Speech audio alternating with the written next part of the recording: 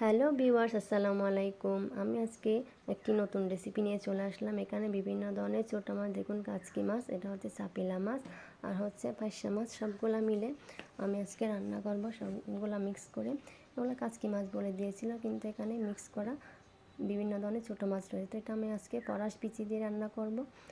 তো আমার রেসিপিটা ফুল দেখে নেবেন। তো আমি শুরু করছি। দেখুন এখানে আমি পেঁয়াজ কেটে নিয়েছি কুচি কুচি করে, আর এক টুকরো আদা পেস্ট করে নিয়েছি। এখানে কাঁচামরিচ নিয়েছি। তো দেখুন আমি এখানে চুলায় একটা পাতিল বসিয়ে দিয়েছি। এখানে তেলও দিয়ে নিয়েছি পরিমাণ মতো। তো এবার দিয়ে নিচ্ছি পেঁয়াজ কুচিগুলো। দেখুন আমার ভিডিওটি সম্পূর্ণ দেখার চেষ্টা করবেন, আর অবশ্যই কমেন্ট করবেন এবং শেয়ার করবেন। দেখুন এখানে আদা পেস্ট করা এগুলা দিয়ে নিয়েছি।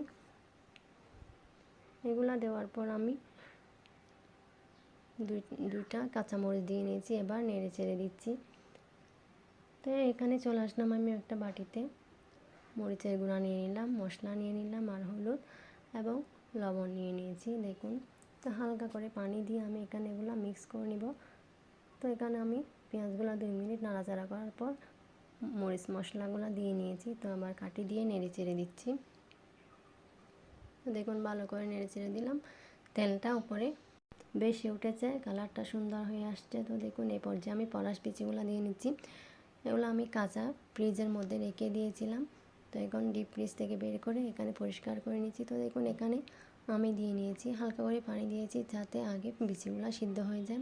ছোটো মাছ প্রায়শই নরম হয়ে থাকে, সেজন্য আমি আগেই বিচিগুলো দিয়ে নিচ্ছি। তো ঢাকনা দিয়ে ডেকে দিলাম। এগুলো কিছুক্ষণ সিদ্ধ করতে থাকবো, 10 মিনিট মতো। আবারও নেড়ে চেড়ে দিলাম। তো আবারও দেখুন প্রায় সিদ্ধ হয়ে আসছে। তো এই পর্যায়ে আমি ছোটো মাছগুলা, কাচকি মাছগুলা দিয়ে নিচ্ছি। তো আবারও ভালো করে মশলার সাথে মিক্স করে নিচ্ছি। দেখুন কালারটা সুন্দর হয়েছে। তো এখানে আমি কি একটা দিইনি মনে মনে হচ্ছে আমার। তো আপনারা কমেন্ট বক্সে বলুন আমি এখানে কি দিই নাই।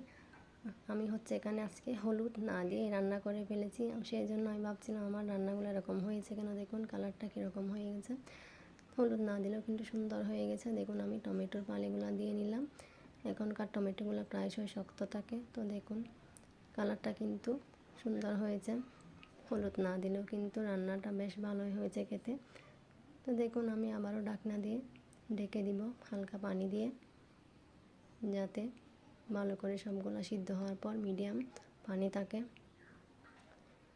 তো দেখুন আমার রান্না আবার উল্টে দেখলাম হয়েছে কিনা, একটু হালকা করে নেড়ে চেড়ে দিলাম। বেশি নাড়া যাবে না কিন্তু, কারণ ছোটো মাছ ভেঙে যাওয়ার সম্ভাবনা থাকে। টমেটো